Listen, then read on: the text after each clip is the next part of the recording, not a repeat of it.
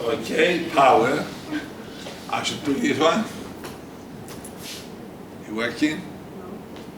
No? Yes?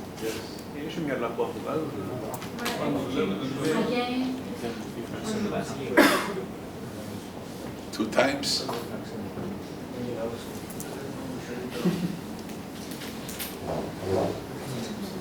Is that Epson more control? Set. Camera select, reset, power. Yeah. So, Epson, that doesn't say Epson. Is that one? Is that one? Yes. Arab sister. Yes. Okay.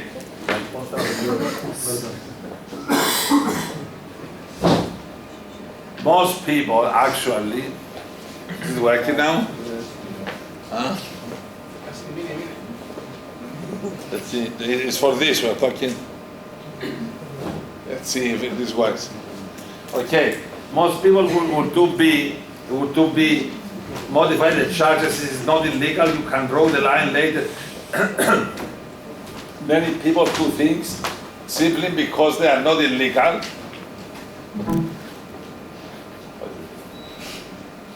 We're talking about this one. Yeah, but we're talking about this one here. The projector. He told me about. Okay, that too, but yeah, okay. And this brings a subject. You know, number B. People say again it's not illegal, so what's the problem? Okay? So have to be careful. The fact that something is not illegal doesn't mean that it's ethical. Okay. It's working? Play again. Okay. Okay. Good. Ready? Someone turn the light off. Hopefully. And they're about to perform one of their trademark two-handed interviews here in the ITV studios exclusively for the South Bank Show. Ladies and gentlemen, John Bird and John Fortune.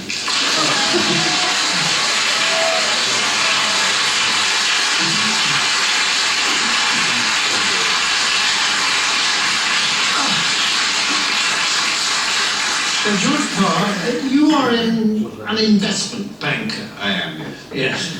And as such, you have your fingers right on the pulse of the financial market. Yeah, very much so, yes. And during the summer, there's been a great deal of turbulence and volatility in the market, yes. Tremendously, yes, tremendously.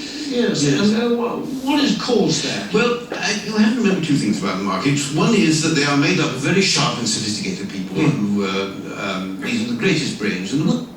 And the second thing you have to remember is that the financial markets, to use the common phrase, are driven by sentiment.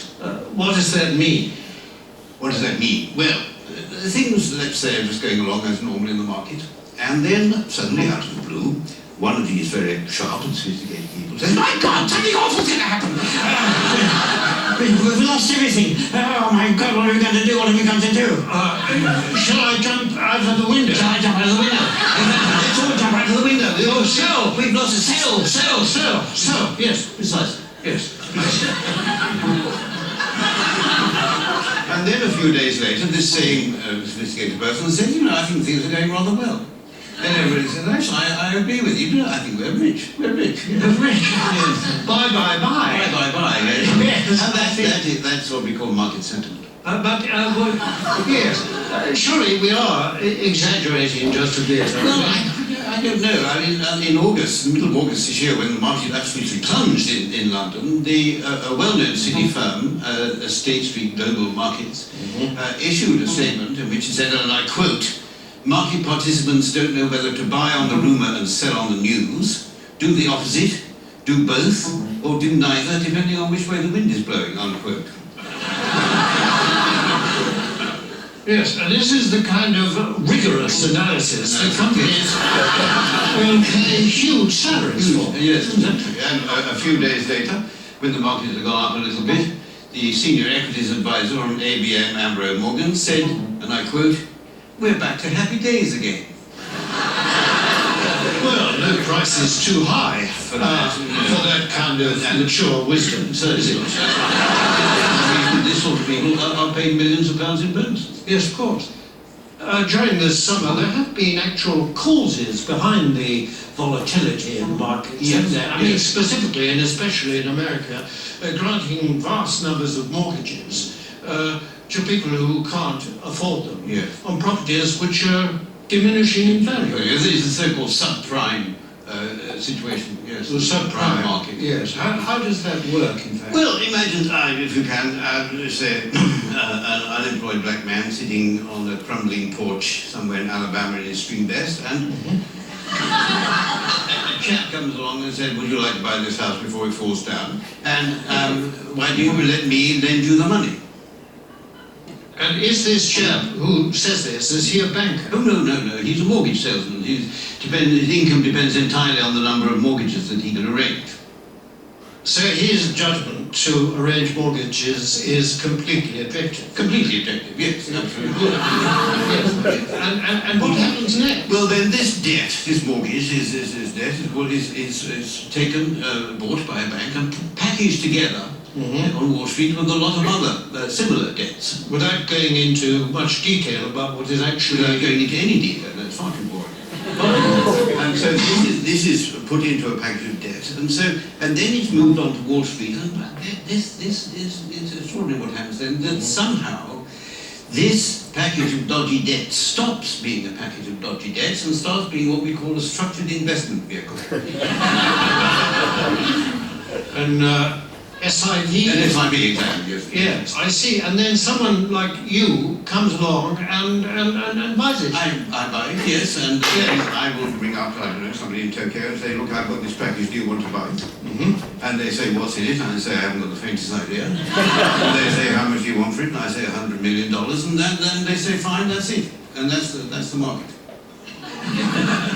And presumably, this package, I mean, that kind of thing can happen several times to the same package. Possibly, yes. And every time it does, of course, then you, or someone like you, will get a fee and a markup and a profit, yes. And so well, I'm expected to do it for nothing. It's hard work being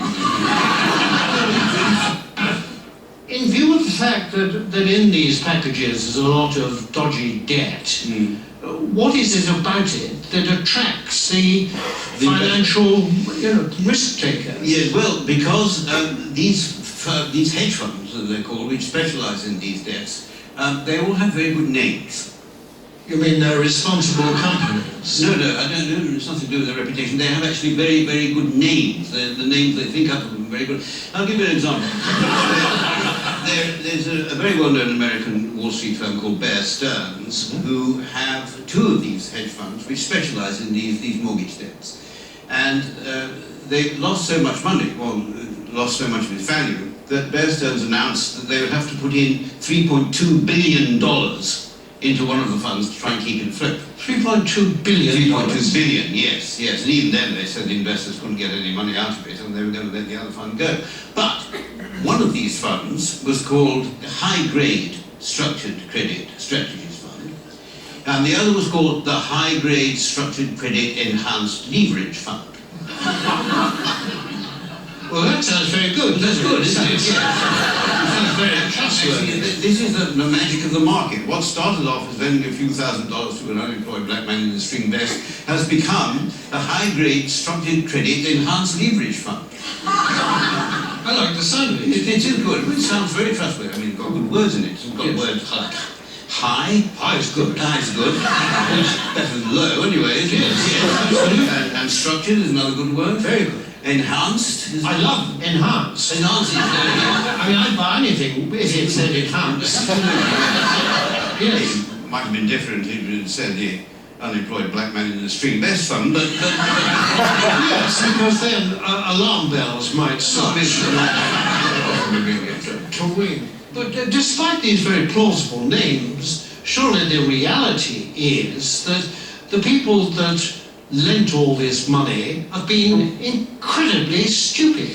Oh no. The reality is that what was stupid is that at some point somebody asked how much money these houses were actually worth. If they hadn't bothered to ask that question, then everything would have gone on as perfectly normal. But unfortunately, they did. I see, but now you see, people are saying the crisis is likely to turn into financial meltdown. I mean, can that be avoided? It can be avoided, provided that governments and central banks give us, the financial speculators, back the money that we've lost. But isn't that rewarding greed and stupidity? No. It's rewarding what the Prime Minister Gordon Brown called the ingenuity of the markets. You see, and we don't want this money to spend on ourselves. We want this money just to go into the market so that we can carry on borrowing and lending money as if nothing had happened without thinking too much about it. Yes, but if the worst came to the worst and you didn't get this money, what then? Well, then there'd be another market crash, and then I would say to you what people like me always say, that it's not us that will suffer, it's your pension fund. Thank you very much, George Parr. Pleasure.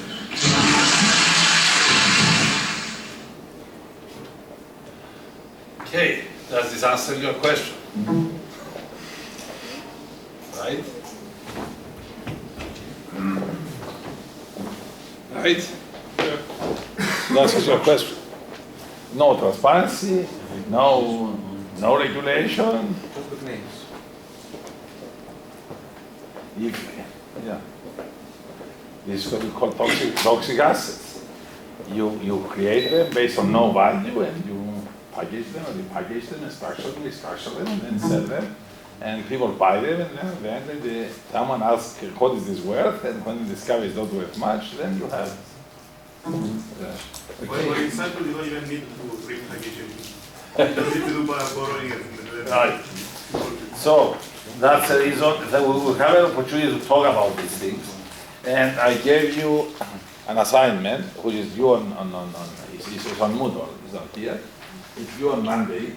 All of you have to watch a movie called Bigger Than Enron, about the Enron scandal, and there you are going to see a lot of what happened, how a market has been actually what's that? Manipulated. How the market has been manipulated. Okay. The market is a good system, but